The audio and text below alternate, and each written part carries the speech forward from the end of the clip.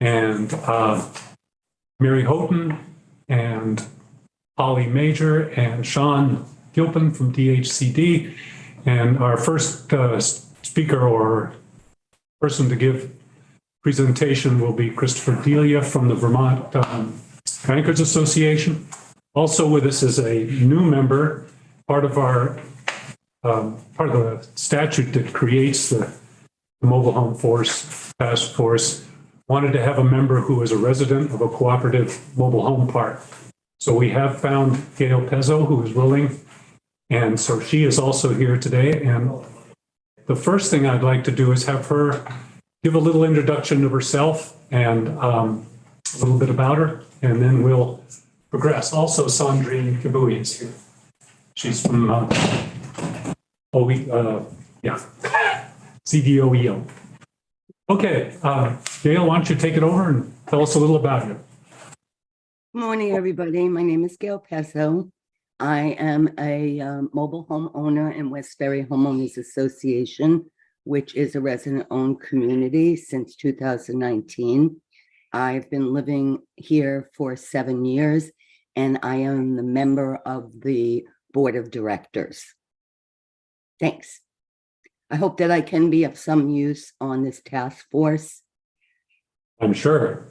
We're also, I'm hoping to get several other residents to be able to come in perhaps next week or next meeting to also give some input from some other residents in the mobile home parks, because I think that's important. Thank you. Thank you. Okay, I'll go over quickly. The agenda is going to be Christopher Delia, as I mentioned, and then we may have a short break after that, and then with some discussion. And then Peter Snyder from Efficiency Vermont is going to be joining us for to talk about modern construction and energy efficiency. And then we're going to talk about next steps and things like that. So we'll begin with Christopher Delia from the Vermont Bankers Association. What he's addressing primarily is the question of whether a mobile home is, when it's purchased, whether it's real estate or whether it's personal property. And we've kind of been through the law last meeting. We went through the statutes with Attorney Fitzpatrick, and we wanted some clarifications to what actually happens out in the field where loans are being issued. So, Christopher, can you tell us a little about it? Happy to, Mr. Chairman. Thank you for the opportunity to zoom in. My apologies for not being in person. We manage a tri-state banking school every year, and this happens to be the day that we're kicking off the school with 80 students in Portsmouth, New Hampshire. So I appreciate the utilization of technology. It's good to see you and the senator, and Eric, I see you in the corner over there. Good to see you. So, Mr. Chairman, I since I don't do this every day, I went out to my mortgage committee and asked the members of the committee to provide some input to the questions that you had given me. So if you'd like, I can just run through those questions and answers if that works for you, or I can just focus solely on real estate versus personal property. Totally up to you. Why don't you do the second first and the first second? Okay. So why don't you go ahead and give us kind of an overview and then hit my questions. I did have some questions which I circulated to the committee previously, the ones that would be asked. So give us an overview and then hit the questions, I think. Thanks. Sure. So it comes down to some very simple basics. Are we looking at a mobile home that is on an individual's own parcel or in a cooperative park where they have an ownership stake? Or are we looking at a mobile home that is on a leased parcel, whether it's leased land or, again, in a mobile home park? I'm going to give you a lawyer's interpretation of how real estate is defined from a mobile home perspective. And therefore, you would get a real property loan on that particular project or activity. So the criteria that they look at is it's got to be permanently affixed to the land by the following: wheels, tow bar, axles, and hitch have all been removed. The home is permanently connected to water, wastewater, and electricity. The home is permanently anchored to a foundation or a slab, and the skirting and insulation is in place around the base of the mobile home. If it's being acquired, it must be acquired by warranty deed or a quick claim deed, or if you're acquiring it through a bill of sale, that bill of sale is going to be converted to a warranty deed. And when you get that bill of sale and you go through a title opinion search, we would expect to see in that title opinion that the mobile home is going to be converted to residential real estate. And there's a process that they would have to go through. If the borrower is at the closing and the title is conveyed by deed, it's not going to be conveyed by bill of sale. So in real simple terms, what we're looking at is permanency of that structure on a particular site and whether there's an ownership stake in that site. So I own an 1.5 acres in Jeffersonville. If I were to put a mobile home on that site with a slab permanently affixed, that's going to be treated as real estate. If I'm in the mobile home park in Johnson, if I'm in a mobile home park that is not cooperatively owned, let me put it that way. I'm not sure about Johnson. It's just the neighboring town. But if I'm in a park that's not cooperatively owned, I don't have an ownership stake there. So all I'm doing is putting that mobile home on a particular slab. If there's no permanency to it, then there's no real estate loan on that. It's going to be treated as a commercial loan, personal property, if you will. The lender will lend on that mobile home. And then instead of filing in the land records, they will file UCC forms with the Secretary of State's office. Okay, question? Yeah. Hi, Christopher. Thank you for being here. That seems to me to not be consistent with the way the Vermont Tax Department considers a home, because they include whether if the underlying land is owned or leased by the seller, that still can be real property. Well, Senator, I'm not well versed with how the tax department interprets it. Okay. I can merely share with you how our folks treat a loan, whether it's real estate or personal property. Okay. That's how they are treating it under the rule, under either existing statute, which obviously they have to comply with, or the risk factors and other regulations that govern the banking industry, credit union industry, when it comes to lending practices on property. Okay. Well, just a follow-up question, because I think Mary has her hand up. So this does get very technical very fast. If you could provide us some information on the regulations that you're talking about, referencing, and preferably those regulations themselves, that would be very, very helpful, because this sounds like something that all of the lending institutions would do. The way you're presenting the information, what I'm hearing is that this is standard practice, and it's a pretty clear set of parameters.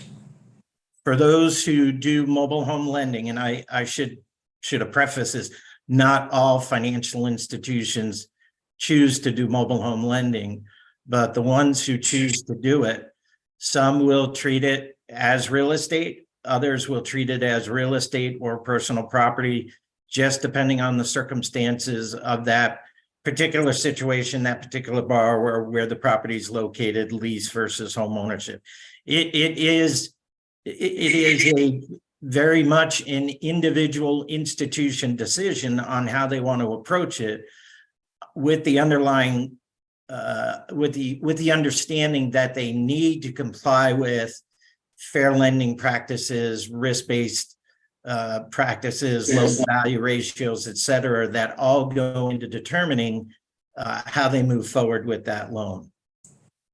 Okay, so let me just to be super clear. Yeah. So the condition that you spoke of, saying that the mobile home property has to be either owned by the owner or be part of a cooperative situation, so it's not a lease, is that criteria used by all of the lenders? That is a common understanding practice in the market. It's not solely used by all of the lenders, but that is a common practice in the marketplace. Okay, so they do have discretion. Oh, yes, absolutely. Okay, I didn't understand that. Thank you. Yeah, Thank I'm you. sorry. They do have discretion, yes. Okay, but that, what you told us was typical. Correct.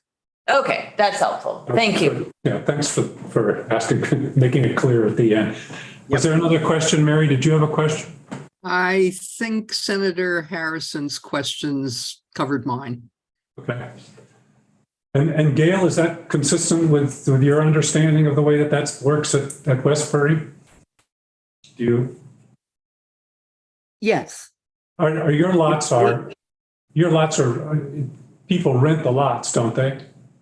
right. The lots, the property belongs to the cooperative. And I see. the homeowners own their own home. Okay. Okay. All right. Continue then, Chris. Thank you very much. Okay, so that's in general terms, real estate versus personal property. You had some questions on rates and how those are affected. Rates can be dealt with in a few different ways. When you look at mobile home lending, rates can be anywhere from what the current market rate is for a real estate transaction, ownership transaction, to the market rate for just the mobile home itself. And I've seen fluctuations anywhere from, in the current rate environment, 5 or 6% up into the teens. What impacts the rates? The rates are impacted by a few things. One, again, is it personal property or is it real estate? Two, what are the factors associated with that borrower? What's the loan to value ratios? What's the credit history? What's the risk-based factors, debt ratios that you're looking at for the individual borrower? I'll use myself as the example, Chris Delia. Then you get into the situation of, is the institution selling that loan in the secondary market? So that would be to a Fannie Mae or Freddie Mac or another large secondary market player.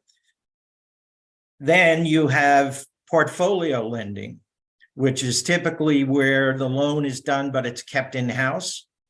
And there's usually a higher risk factor associated with that and a different rate structure with that. All things being equal under fair lending practices and regulations, if the circumstances were the same and all things being equal, then an individual compared to another should be getting a very similar rate. But it's not very often where all things are equal because each person's bringing individual circumstances with them. So again, you could do it in portfolio, higher risk, higher rate. I could sell to the secondary market, lower rate, lower risk for the secondary market players. It's all going to be done on an individual basis, depending on who is sitting across the table from you and the circumstances that they are facing or dealing with. Okay, just to clarify again, so the real estate rate will be lower than the private property rate, right? That is correct. So, okay. And so that differential is the 5% to something in the teens. Well, you look at what the typical mortgage today is 6.5%, 7%, give or take. So if I'm buying a mobile home and I'm affixing it to my property and it's going to be permanent, then that's the rate structure that the institution would be looking at. If I'm buying just the mobile home and I'm putting it in a park where I'm leasing or renting the lot, that is, there's a little bit higher risk with that. I'm still looking at the individual circumstances, but the rate for that transaction is going to be higher. Okay. I should also say the term on a residential mortgage, typically up to 30 years. The term on a personal property or mobile home mortgage could be 7, 10, 15 years, depending on the product that they're looking at. So it's a much shorter term, obviously on a much smaller dollar amount, because I'm only buying the mobile home. I'm not buying the real estate and the mobile home together. Okay, thank you. Polly Major, go ahead.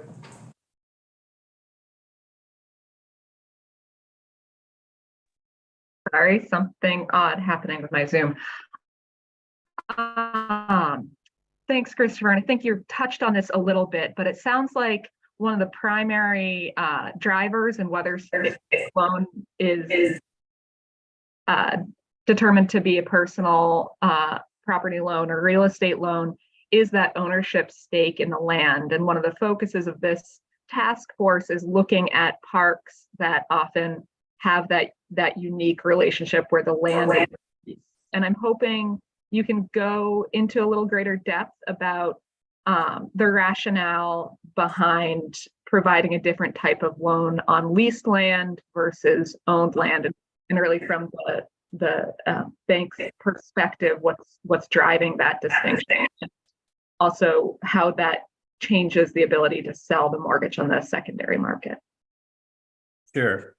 So the secondary market's only going to be dealing with a real estate transaction with a real estate transaction. The secondary market's not buying UCC papers, if you will. So they're not buying mortgages on just the mobile home. So, and I should say, just by way of background, the secondary market is an important player for a lot of our institutions because that's how we recapitalize ourselves. So we'll put a bunch of mortgages out there in the marketplace. We will sell them in the secondary market. That's how we recapitalize our loan pool, go out and make more mortgages. So the issue is you've got the ownership stake in that real estate. You've got more of a sense of permanency, if you will, in that real estate. And creating that foundation, creating that permanency with your mobile home on that parcel.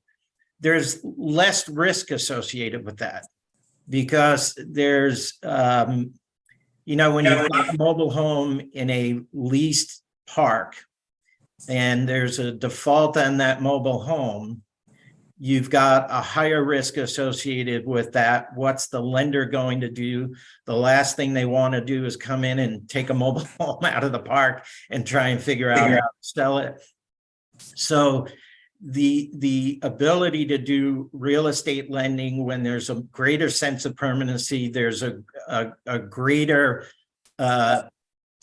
value, if you will, and maybe that's not the right term, but I'm going to use it anyway. There's a greater value and strength in that collateral in the event there was a default on the loan. You don't have that when you're only dealing with a mobile home that's on a leased parcel.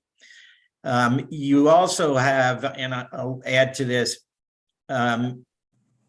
there's when you're dealing with double wides, there's more of a sense of a view of a traditional stick-built home on a parcel versus just a single wide mobile home.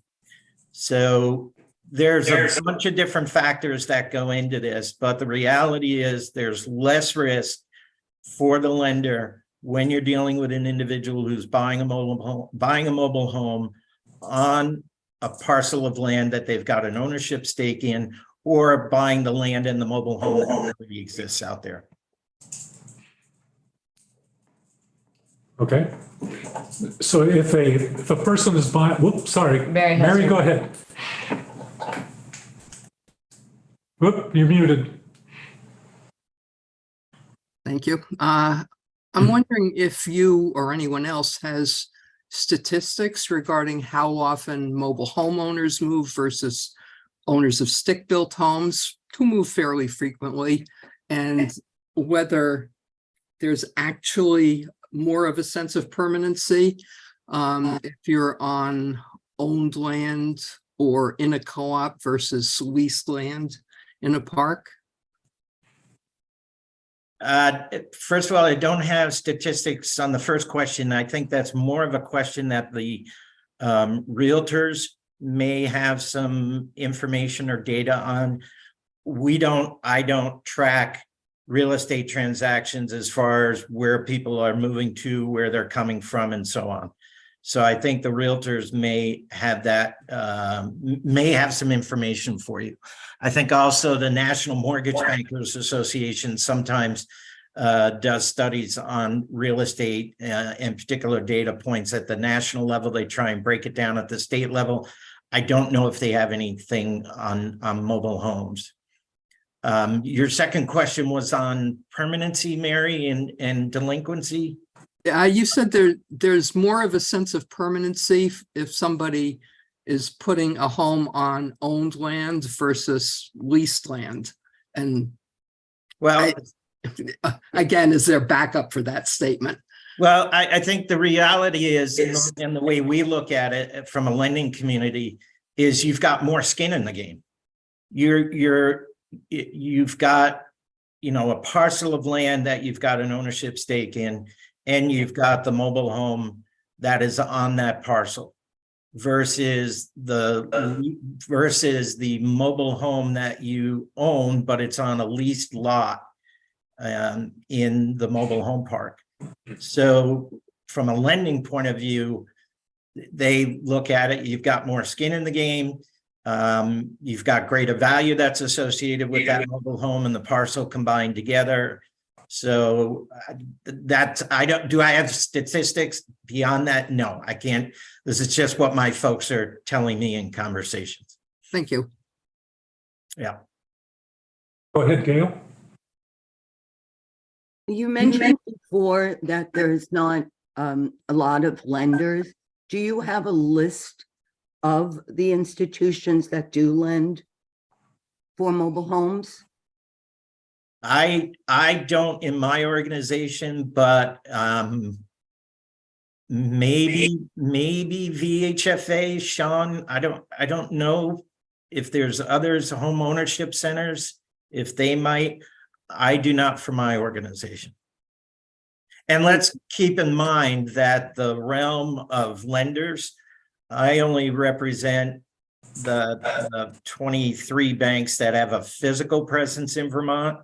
There are many other lenders out there in the marketplace that play in the Vermont market. So I only represent a small slice of those physically here. Sandrine, and the chair will be back right away. But in the meantime, Sandrine? Yeah, thank you, Chris. Very informative. Typical question. What challenges do you see if you are required to take all mobile homes as real estate? If you are representing 23 banks, everything is their discretion on how to take mobile homes. What challenges do you see if you are somewhat required to take all of them without exceptions, double wides, single wide as real estate? I think you would find, Sandrine, that you'd have some of those lenders who are involved with mobile homes as personal property would more than likely drop out of the market. They're not going to do that. You can, I would be cautious when you start to say require or do things. A financial institution, regardless of where they're located, has the ability to determine who they will not do business with for any number of factors. So if you decide to require them that all mobile homes will be real estate transactions, those who are not comfortable with that will no longer provide financing for those transactions. Thank you. So let me ask it differently. Sure. What could actually make you guys take mobile homes as real estate? Well, certainly the issue on someone's own land is already dealt with. So what I think we're really focusing on is what you've got in the parks around the state of Vermont. And in my years of conversations, and this was early on when I started with the association, the more cooperative parks that we can create around Vermont, where the individuals have an ownership stake, if you will, in that park, would be a very advantageous way to go. Thank you, Chris. Great. Thank you. That's helpful. So I have a couple of questions. Chris, would you be able to tell us now, and if you aren't able to, could you get information on the average size of the loans that are being made and the number of loans that are being made in Vermont for mobile homes? Is that information you would have access to? I don't have access to it at this time, Senator, and I have to be very candid with you. For surveying purposes of my members, I don't think I would get a representative response to give you valid data on what that is. Again, I might suggest the Mortgage Bankers Association, if they have anything at the national level that could be interpreted for Vermont. And I don't want to go back to, but I guess I'm going to my friends at VHFA. I don't know if they have tracked anything like that. The one thing I could do is see if there's any published data from the secondary market, the Fannie and Freddies of the world, that might have something that's already published. Beyond that, I would struggle to get anything that would be a valid statistical information for you. Okay, yeah. And the reason I'm asking is we're going to have testimony at our next meeting about the mobile home down payment assistance, Yep. which seems compared to the cost, like the average cost. I mean, I'm using $100,000 just as something on the high end, but a reasonable cost. And so then if we have down payment assistance of $30,000 to $40,000, depending on circumstances, that's a good chunk. I mean, that's, versus a stick-built home, that's a much higher down payment and, percentage-wise. Yep. So let me Okay. So I'm just trying to get a sense of what would be most helpful. Yep. So that's where I'm coming from. So just doing a quick search over the weekend and this morning on mobile home information, and I only have their acronym. I'm sorry, I don't have their full title, but I will get it to you. MPA Publications, which is a one that looks at mobile home mortgages aside from other items. They had in 2022, the average cost of a mobile home was $88,000. You are absolutely correct in that the down payment assistance program for a borrower when they're only dealing with a $80,000, $100,000 cost, the down payment assistance program goes much further compared to a $400,000 home. Absolutely. Okay. And then Mary, I'm sorry, Gail, did you have something? You have a question? Are we talking about new homes or homes that are already existing on a lot? You'd have to look at the criteria for the down payment assistance program, which is managed by VHFA. But I think they're looking at, there's criteria for first-time home buyers, BIPOC community that are able to take advantage of the down payment assistance program. Thank you. And then actually I have a similar question following up on Gail's.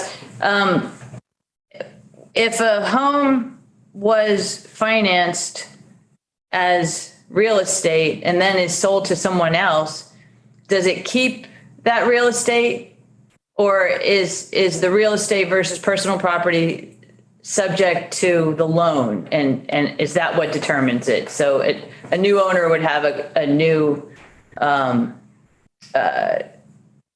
it's a new determination of which category they would be in. I cannot think of why that would be redetermined as personal property versus real estate. That would continue as real estate. Even if they didn't have the loan? Even if they didn't. If they had acquired it without assuming the loan, the mortgage? Unless the factors change in some way, I would see no reason why that would not be treated as real estate. Okay. Sean, please. Oh, I'm sorry. Go ahead. So my apologies. I had a really important phone call I had to cover, and I asked Wendy to take over if I left. So I wasn't going out to be sick or anything. I was just going out to answer my phone. Go ahead, Sean. Yes. Sure. I just wanted to briefly let the task force know that in addition to the down payment assistance programs that Chris mentioned out of Vermont Housing Finance Agency, our department actually also oversees a down payment assistance program run by Champlain Housing Trust that specifically focuses on mobile down payment assistance for mobile homes. I must admit I don't have the details about that program at my fingertips, but I'd be happy to get some information for folks if that would be helpful as well. So that's another resource out there for folks. And I do know that they provide assistance both for homes that will be sited in a park setting as well as homes on owned land. And it's funded it's funded actually entirely by the Low Income Housing Charitable Tax Credit. Any more questions? There are lots of those programs, and it's one of the things that we may do is figure out how to have a one-stop place that knows all those various programs that can help mobile park owners, mobile homeowners. Mr. Chairman, I know our folks, aside from working with VHFA, also have strong connections to the home ownership centers around the state. And to me, that would be a great point of contact for individuals to access information on various programs. Yes, thank you. Okay, any more questions for Mr. Delia? Chris, please. Well, if you're going to call me chairperson or whatever. Wow. I'm the witness, Mr. Chairman. Okay, very good. And thank you very much for coming in. We appreciate your expertise on this. Yeah, happy to help anytime. By all means, outreach to me, either off session as you continue your work or during the session. Okay, thank you. Thank you. Thank you. Bye-bye. Okay. Okay, so now on the agenda is a break at 11, but it seems a little early to have a break. How about we have some conversation about what we've heard?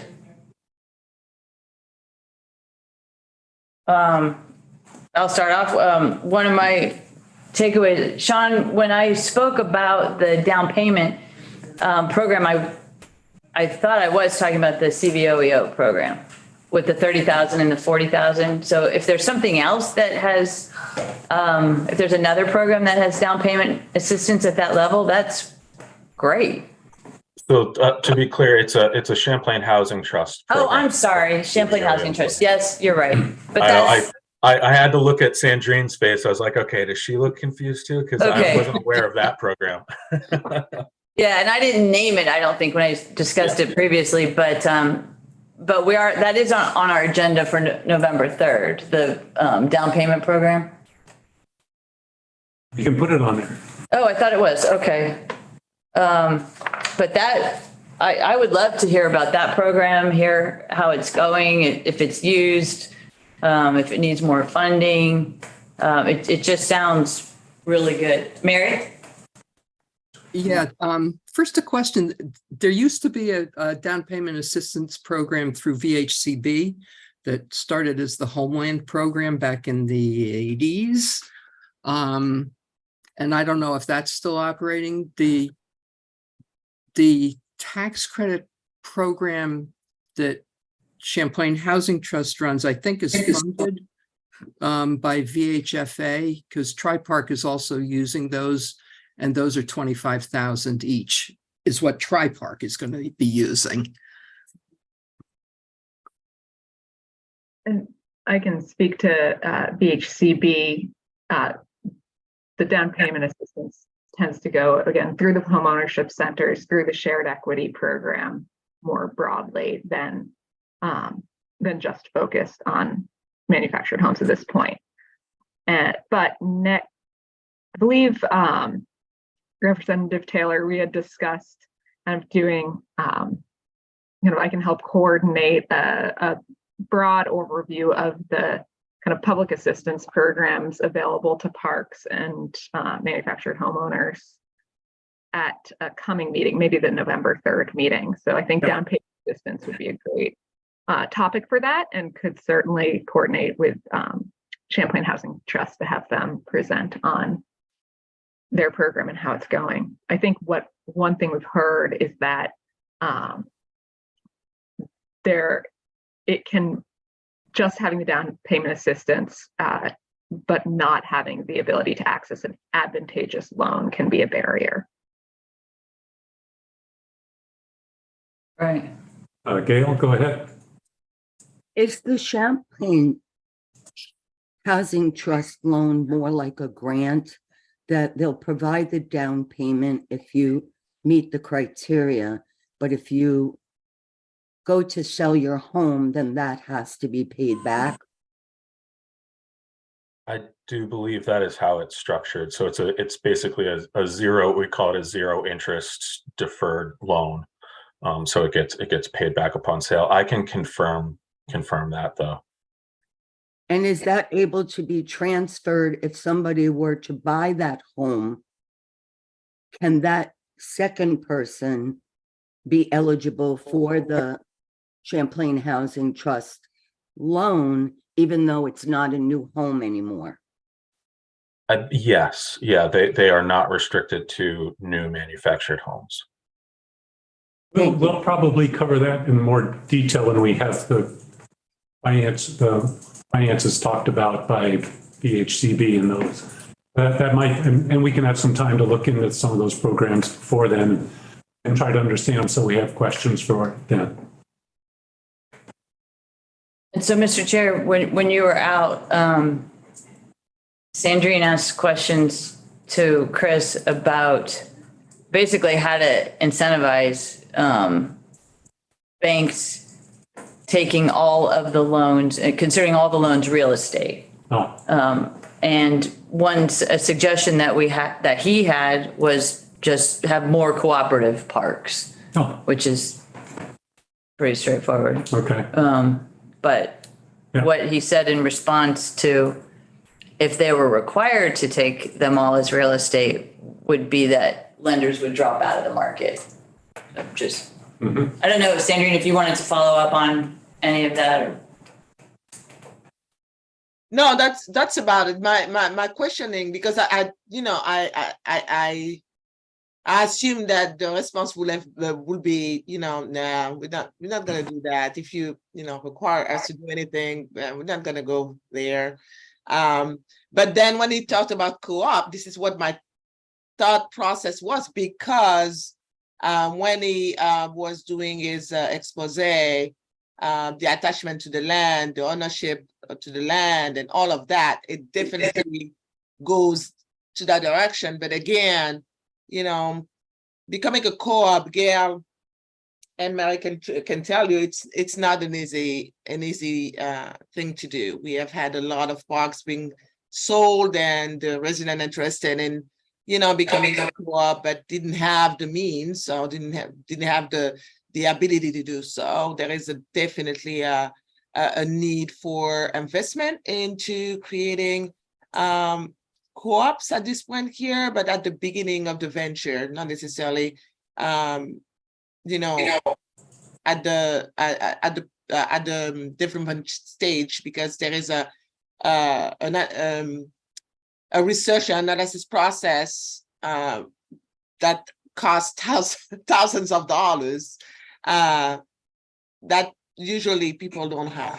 And then there is the tie to the loan that is tremendous, because as you see, most of the old co-ops still have very difficult financial troubles in order to stay afloat. So it's not a one thing kind of situation. And then also the other suggestion that I would have, we have been talking about creating new parks. So creating new parks means that we need definitely places for them to become, even if in time we need space. And I know that this is something that we will talk about later on, but we need space in order for us to create more. And we need more money actually to really move this real affordable housing for many to a good place. There is many sectors that need investment, but I think that we have to look at where that money or that investment is the best use at this time. What is the most needed at this time in order for us to move forward, because we cannot touch everything. We cannot invest, throw money at everything. I'm gonna stop there. Okay. That's very helpful. Yeah. Okay. Any more questions on this issue, or any more? I have a question for Mary. When you said that Tri-Park is using $25,000 increments for down payment, what do you mean Tri-Park is using those? It's part of the master plan development. We're using those down payment credits to help people move out of the floodway, and the difference between the value of their current home and the value of the new home, less that down payment assistance, will be funded primarily by the Flood Resilient Communities Fund. So the Tri-Park Governance Board has control of those $25,000 increments, or do the residents go to a bank, or how does, I would just like to understand the mechanics, if you don't mind. I see. They're coming through Wyndham Windsor Housing Trust. Okay, so the residents will get a loan or That's not entirely clear yet. okay, but somehow those $25,000 amounts are allocated to Tri-Park. Correct. Okay, is it worth do you think we should talk about that in more detail at another meeting? Would it be helpful to the group, or is that too much into the weeds? I think it's probably too much into the weeds. I think Tri-Park is a unique situation that is not necessarily replicable. Okay, that's helpful. Okay. Thank you. It would be better if we could be like, wasn't it Westbury that just became a municipality or a village? Oh, Yeah. well, I'm that's, so jealous. Yeah, that's another whole, go ahead. Gail. Yeah, and I have to say, Gail has been tremendous and she has been instrumental to this. It's wonderful. Thank you. So I just want to make clear that Westbury Homeowners Association has not become a municipality. It's two separate entities. The co-op remains exactly as it is. And the village as a municipality, which right now is in a gray area until it has a board of trustees.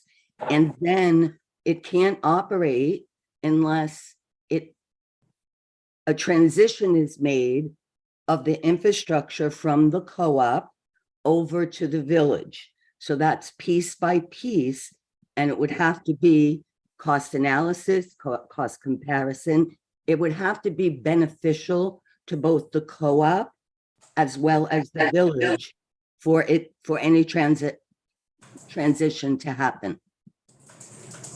Yeah, So that- I want to make that clear somewhere, that Westbury, the co-op a co-op can't become a village. It can't become a municipality. yeah.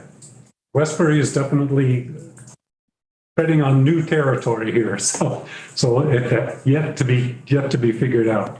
Right, so a village hasn't been created in 90 years, and a co-op has never layered a village on top of it in a town. Yeah. So Within culture. it's groundbreaking. So yet to be So- seen how that works through. right. So can they talk on November 3rd or? Well, we're We're piling putting a of lot, I things. know. Well, maybe we could use some of our time today to learn more about that. Yeah, let me, Okay, let's take a break. I have to make sure we can reach Peter Snyder and get him, because he's supposed to be next. Let's go for we better go for 10 minutes almost. Let's regroup at 11:05.